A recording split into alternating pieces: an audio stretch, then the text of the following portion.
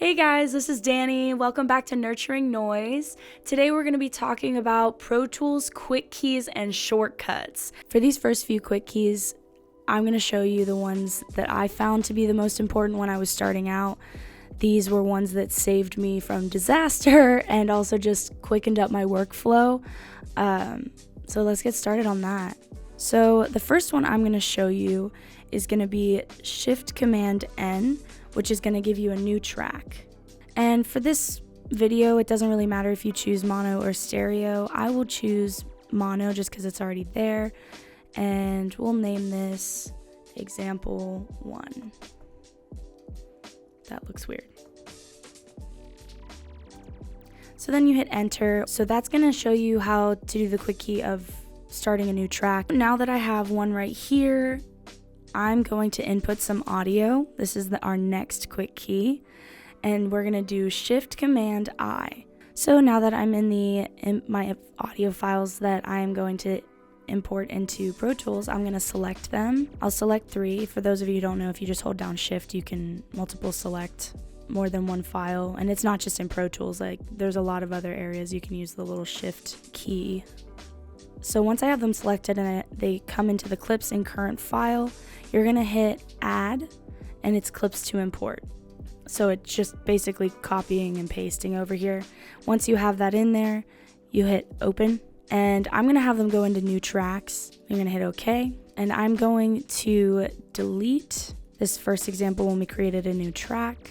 So once you have your audio in those tracks, if you'd like to rename them, you're gonna double click on the label right here where it says audio 2_01. It'll name yours as well.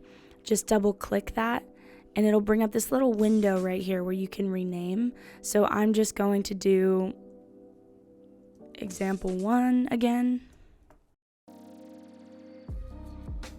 example 2,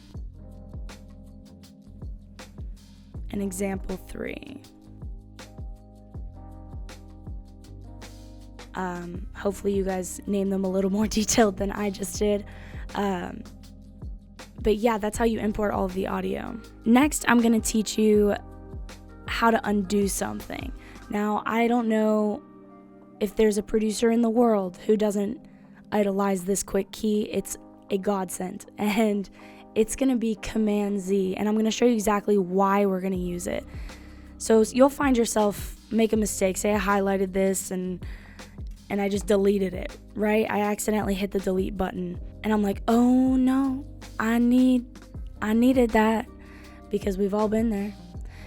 You're gonna hit Command Z, and that's gonna pop it right back up in there for you. One of my favorite keys. I use it all the time, sometimes to a fault. And I believe you can go back and hit Command Z up to 64 times. I have not hit that limit yet. I hope I don't, but if you need it, you can hit Command Z and it'll take you 64 steps back into the process. Now, say that I kind of wanted to keep that little space right there after I just hit Command Z.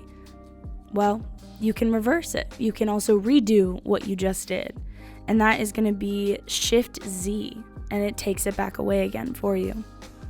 This one seems a little bit self-explanatory, but I'm just going to say it because I absolutely didn't know going into it. I knew absolutely nothing about Pro Tools. To start and stop a playback session, if you just want to listen to your audio files that you have, you're just going to hit the space bar right here, and that'll start and stop your playback. Simple but essential. The next one I'm going to show you is so important, and it makes all the difference if your computer is set up to save automatically like every 20 minutes. It's going to be how to automatically save your session as you're working along, and it's a quick Command S. Hey guys, if you're liking what you're learning so far, hit the like button for me. I'd really appreciate it. To copy and paste something, say I wanted this chunk right here to overlay, say this part right here. You're gonna hit Command C, and then I'm gonna put it right here. You have to click it so you see the cursor blinking where you'd like to move it to. And then you're gonna hit Command V. Now I know a lot of the time on other computer softwares you'll do like Command C, Command P, but for the Mac software, whenever you hit Command P, that's going to try and print something, and we don't really want to be doing that. So for the copy and paste purposes, it's going to be Command C, Command V.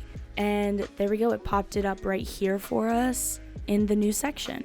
So now the next one is going to be how to duplicate something. So I'm going to show you by creating a new track real quick, just so you can see why you might want to use duplicate. And it just popped it up right here. I'm going to rename it duplicate for everybody just so they know this is the track we did that on. Say we created a sample, right?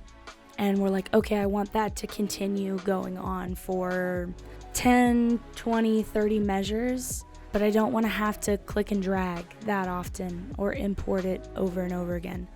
There's no need. So the duplicate is going to be, you want to click on the selected clip you'd like to duplicate, and it'll highlight it like this. And then you're going to hit Command D, and it'll pop it up right next to that first sample. And you can just keep on doing this for as long as you need. There is another way to do it for a prolonged amount of time, so you don't have to hit Command D 85 times. But for the purpose of just doing a quick demo of this, Command D is very, very useful. The next quick key that I'm going to show you how to do is called consolidating. So I'm going to use the duplicate track that we just worked on, and I'm going to consolidate that into a whole singular file. I'm going to essentially sew all these separators back together. So then it's going to create one audio file. And to do that, I'm going to have one of these selected, which I do over here in the corner on the right side. And then I'm going to hit Shift. And that'll allow me, Command Z, see, told you comes in handy. You're going to click all of these.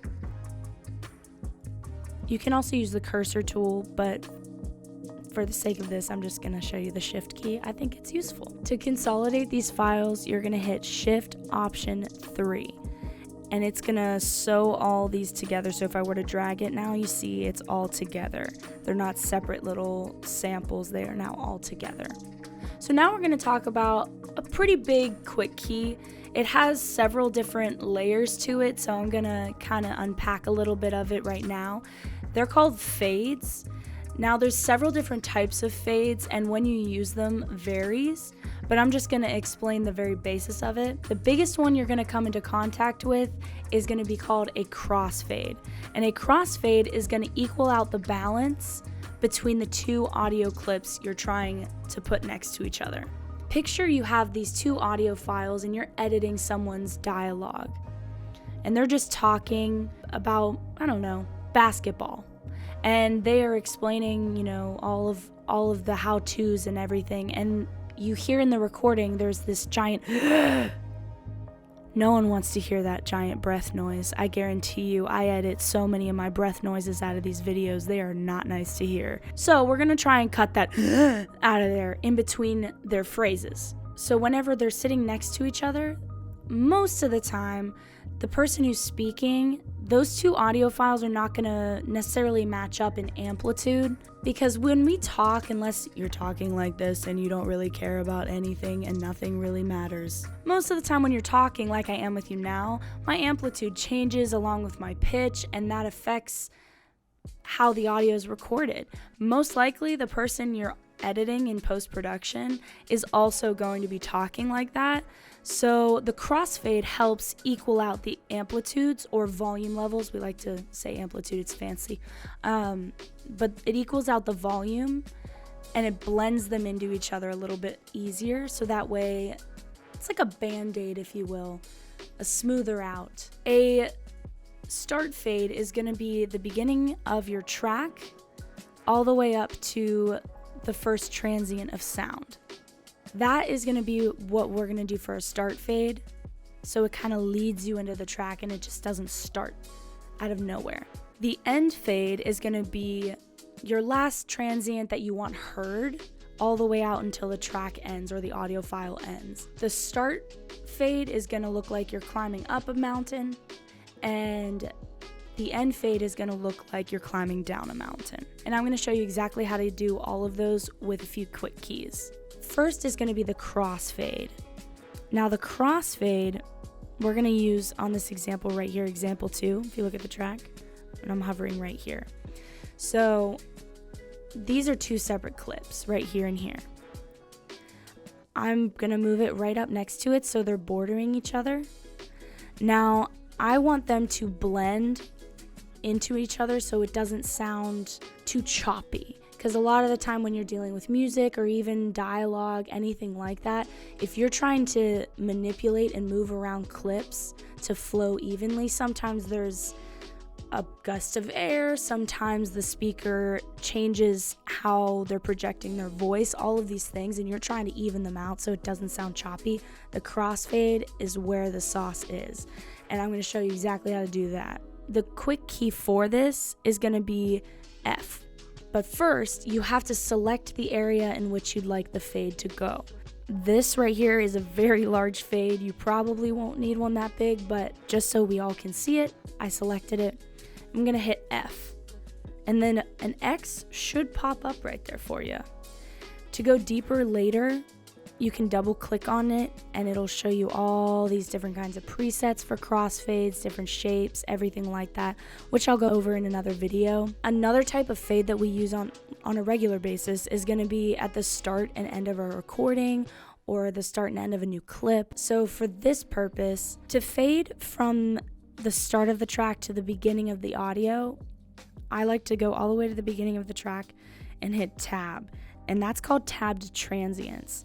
And if you continue hitting tab, it's going to take you to all the big markers in the audio waveform known as transients, and it's a very helpful tool. But that's what I did for this beginning one. So if I keep tabbing, you'll see it just tabbed over slightly. I'm going to start there because that's probably where the main audio comes in with the first word and not a breath. To do the fade to start, the quick key is going to be Option D. Next, we're going to do the fade to end. So I'm going to select, say from here to here, I would like the fade to start. The quick key to fade to the end is going to be Option G. The next quick key is going to be how to cut something if you'd just like to get rid of it. The easiest way to do that is going to be to select a certain amount of your track, whatever you'd like to cut, and you hit Command X. That's going to get rid of it as well. For these next few quick keys, I just want to preface, they are something called universal keys, which essentially mean when you use them, they're going to affect every single track on your screen as a whole. If you guys are enjoying this video content so far, please hit the subscribe button. I weekly upload videos every Thursday, different kinds of tutorials on how to operate Pro Tools, and as well as certain concepts that go with audio. All right, the next quick key, Command bracket, and it's going to be the bracket facing to the right. Or I guess it should say the little sticks of the bracket are pointing to the left, but you hit that bracket and it's going to expand. Now to zoom out horizontally, you're going to just hit the other bracket key, so it's going to be Command bracket. And then to vertically zoom in and out of your tracks, as in like expanding or decreasing the waveform if you need to see it a little bit better, that one is going to be Control Option up arrow, and that's gonna zoom each individual track. When you do Control Option up arrow, it's gonna increase those. If you do Control Option down arrow, that's gonna shrink all of your waveforms. Now that we know how to zoom in and out horizontally and vertically, hopefully that'll help your workflow a little bit. The next quick key that we're gonna be talking about is how to quickly mute a track that you don't wanna hear. So to do that, it's very simple. You're just going to click a track, whatever one you want to mute, and you're going to hit Shift M, and that is going to mute the track. And you'll see this little M, it'll light up in an orange color. You can do this manually as well by just simply clicking on and off. But if you're in a hurry and your track's already selected, you can just hit Shift M and problem solved. Next, I'm going to show you how to essentially do the opposite. Say you want to solo one singular track out at a time. It's very much the same as muting. The only difference is going to be you're hitting an S instead of an M. So you're going to hit Shift S, and it'll light up that little solo button. It'll turn yellow. Once again, you can manually do this, but in the moment, sometimes you just want to have the quick key. All right, this next one is one of my favorite ones. It is how to loop a selection of your playback. I find it so incredibly useful, especially if you're editing like nitty-gritty things and you have to listen to it over and over and over again. So you're gonna have your cursor and you're gonna click and select and drag however long you need to loop for. And then you're gonna hit Shift Command L, and this will loop your playback for you. Oh, excuse me. My session was already set up to loop, so it undid it. So for this purpose, I'm gonna hit it again, Shift Command L, and it'll create this little green arrow surrounded by the play button to let you know that the selection you've chosen is gonna loop. I kind of gave it away earlier, but if you'd like to undo that, you just do the same thing. You just hit Shift Command L again, and it'll reverse that, and you can have just the regular playthrough rate. Next, we're going to talk about grouping tracks together. This becomes really useful if you have a singular track for every part of a drum kit, like a kick or a snare or tom 1, tom 2, all of those things, and you'd like to have them in a group together. To do that, you're going to select one of the tracks, hold down Shift, and select the rest you'd like to be in the group. And then you're gonna hit Command G. That's gonna pop this little bad boy up. And I'm gonna name it drums just because that's the example I just gave. And then you just leave it pretty much as is. I leave it in the mix and the edit, so it'll let you know like which ones are available to be in the group that aren't already. And then currently in the group, it shows exactly what I selected. Example 1, duplicate, and example 2. So I'm gonna hit OK because I don't want example 3 in there. And if you notice, our little track tab all the way to the left, I'll make this bigger, you can just extend it. You can see that all 3 of these have been grouped together, and they're also all highlighted. Now what this means is however I edit one track, it's gonna edit them all. You can obviously disengage the group, and I'm gonna show you how to disengage the group, but just be aware that when you create those groups and you have the group button engaged, any edit that you do to one track, you're gonna do to the rest in the group. So to disengage the group, I always like to select Option and then click on one of the highlighted tracks that we have in the group. That'll disengage the group for you, and as you can tell, there are no highlighted tracks over here.